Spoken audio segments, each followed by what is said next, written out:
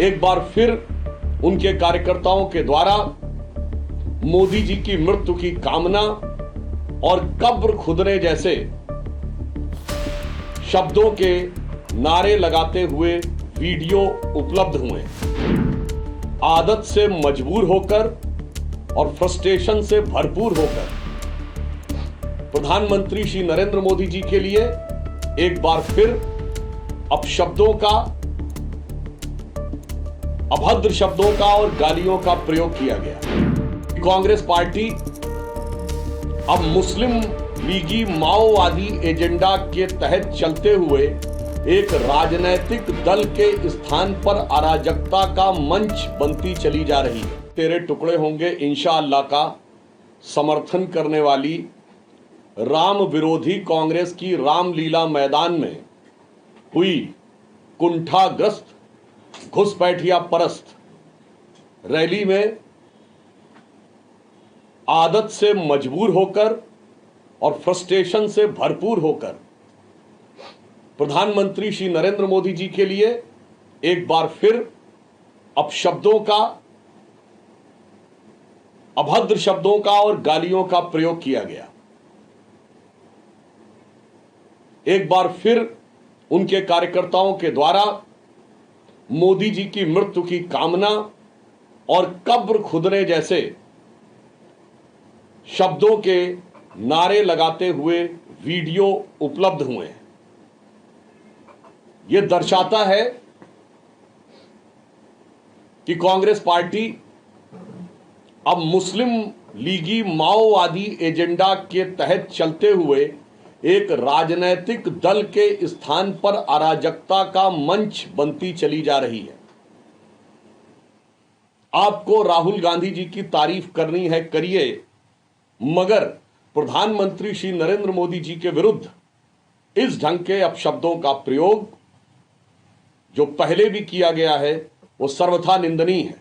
यद्यपि कोई तुलना नहीं है जहां राहुल गांधी जी भारत की राजनीति और अपनी पार्टी के सर्वाधिक असफल और सर्वाधिक उच्छृंखल नेता साबित हुए, वहीं श्री नरेंद्र मोदी जी भारत की राजनीति और भारतीय जनता पार्टी के सर्वाधिक सफल और सर्वाधिक कर्मठ नेता साबित हुए। इसलिए अगर कोई उनके बारे में बोलता है तो दोनों में जमीन आसमान का अंतर है। और एक हिंदी में कहावत होती है, चांद पे थूका अपने सर पर, यानी कोई चांद पे थूकने का प्रयास करता है तो वो उसी की चांद पर आकर गिरता है। परंतु एक गंभीर बात यह है, हम लोगों ने कभी भी लोकतंत्र के उस काले दौर में भी किसी रैली में, इमरजेंसी के दौरान भी कांग्रेस के किसी नेता की मौत की कामना नहीं की गई है। 2007 के गुजरात चुनावों में मौत के सौदागर से लेके 2014 में मोदी जी के बोटी बोटी करने के बयान तक, 2019 में फिर मोदी जी की कब्र खोदने के बयान तक, 2022 के गुजरात चुनाव में मोदी जी को हैसियत सिखा देंगे कि मधुसूदन मिस्त्री जी के बयान तक, और 2025 के बिहार चुनाव में प्रधानमंत्री जी की पूज्य माता जी को गाली देने तक, जितनी बार कांग्रेस ने नफरत की है उतना ही जनता ने प्रधानमंत्री जी को मोहब्बत दी है।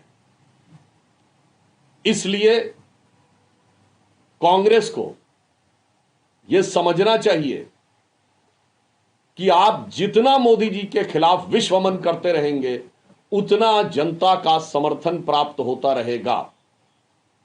और इतना ही नहीं, मुख्य चुनाव आयुक्त के लेकर ऐसे चित्र मीडिया में आए हैं कि उन्हें कैदी के रूप में दिखाया जा रहा है।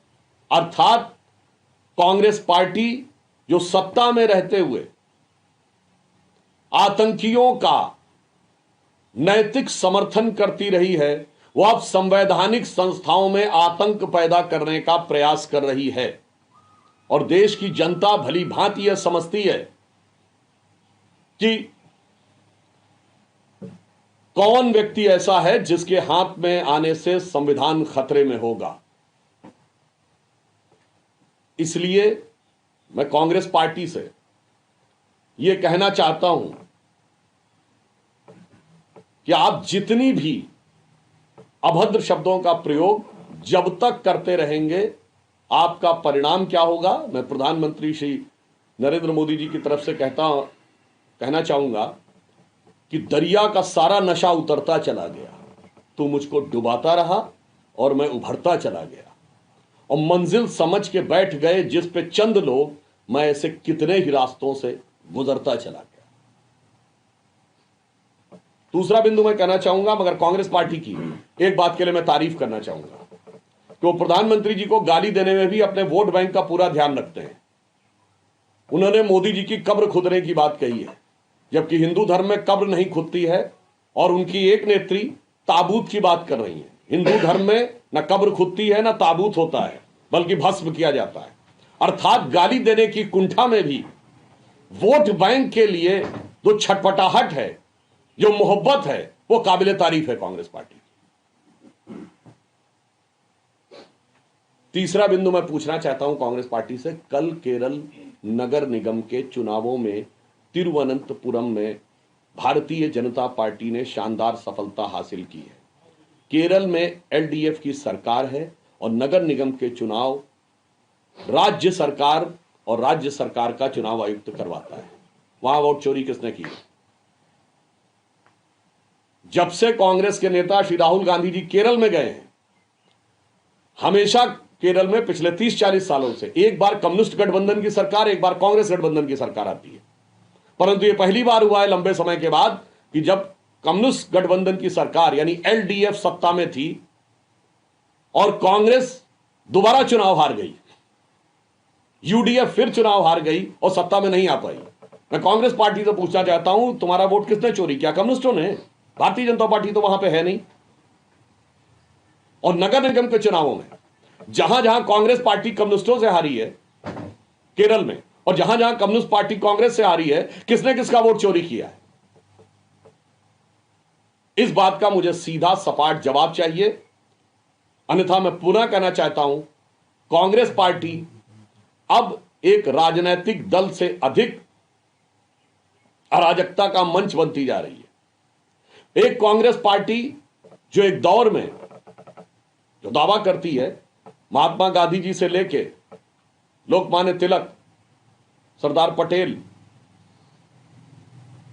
सुभाष चंद्र बोस जी जैसे बड़े बड़े नेताओं की विरासत का दावा करके स्वतंत्रता संग्राम का नेतृत्व कर रही थी, वो कांग्रेस पार्टी आज भारतीय राजनीति के लिए एक अभिशाप के समान होती चली जा रही है। Subscribe to One India and never miss an update. Download the One India app now.